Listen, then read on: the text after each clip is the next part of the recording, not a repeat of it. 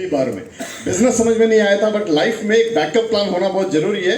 ये मुझे एकदम से समझ में आ गया था। बिजनेस की शुरुआत की क्योंकि जिंदगी में तरक्की करने की इच्छा थी।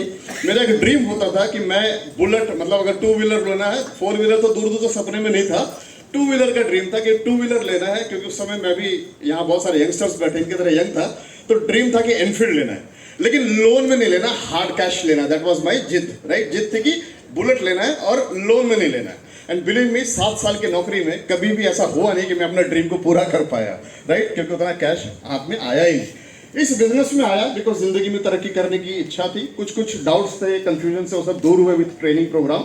और इस बिजनेस में आने के बाद शुरुआत हुई और 4 महीने के अंदर मैं 4 व्हीलर पे आ गया। तब समझ में आया कि इस बिजनेस बहुत तेजी के साथ हम आगे बढ़ सकते हैं, बहुत तेजी के साथ ग्रो कर सकते हैं।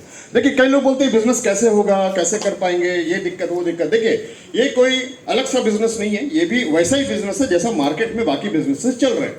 जिस तरह वहाँ जो बिजनेस कर रहे हैं वो लोग बड़ा इन्वेस्टमेंट करके मेहनत करते हैं, दिन रात एफर्ट्स करते हैं, दुकान खोल के बैठते हैं, फैक्ट्री चलाते हैं, वैसे एफर्ट्स मुझे और आपको इस बिजनेस में करने पड़ेंगे। लेकिन यहाँ पे सबसे बड़ी बात क्या है ना, ये बिजनेस क्यों होगा आपसे, उसके लिए बहुत सिंपल एक तरीका है, बहुत सिंपल एक चीज है जिसको बोलते हैं एक्ट ऑफ काइंडनेस। आपने अभी रतन टाटा जी के बारे में सुना होगा। रतन टाटा जी रिसेंटली सुना ना सबने? नहीं सुना तो जरूर सुनिएगा, बिकॉज उनकी लाइफ बहुत बड़ा एग्जाम्पल है, हम लोगों को ग्रो करने के लिए बहुत बड़ा एग्जाम्पल है। उनकी दोस्ती एक यंग लड़के के साथ हुई है ना, शांतनु नायडू बोल के, आपने सुना होगा उसके बारे में भी, राइट। अब सोचिए, देखो 20 साल का लड़का और कहाँ 75 साल उस समय उनकी उम्र थी, तो कैसे दोस्ती हो गई? उस दोस्ती होने का सिंपल एक कारण था, वो शांतनु नायडू का एक्ट ऑफ काइंडनेस। वो क्या है, आप गूगल सर्च करेंगे आपको मालूम चल जाएगा, राइट। आप हम लोग जिस ऑडिटोरियम में बैठे GMCH, ये साथ में हॉस्पिटल है, राइट। आप बाहर निकलेंगे तो बहुत सारे लोग दोपहर में वहां पर लंगर लगाते हैं, फ्री में आके लोगों को खाना खिलाते हैं। वो क्या है, एक्ट ऑफ काइंडनेस। ये बिजनेस आप बाकी बिजनेसेस की तरह ही करेंगे, लेकिन आपको एक चीज का ध्यान रखना है कि आपका एक्ट ऑफ काइंडनेस, दूसरों की मदद करना, अपनी मदद करना, लाइफ को अच्छे से लेके ग्रो करके जाना, ईमानदारी के साथ काम करना, ईमानदारी से प्रोडक्ट डिलीवर करना, ईमानदारी से टीम को बिल्ड करना, that is called act of kindness. जो भी इससे बाहर जाएगा, जो भी चालूबंदी करने की कोशिश करेगा, वो बिजनेस से भी बाहर हो जाएगा। हमने ये देखा हुआ, हमने अपने लाइफ में सारा कुछ देखा हुआ इन चीजों को।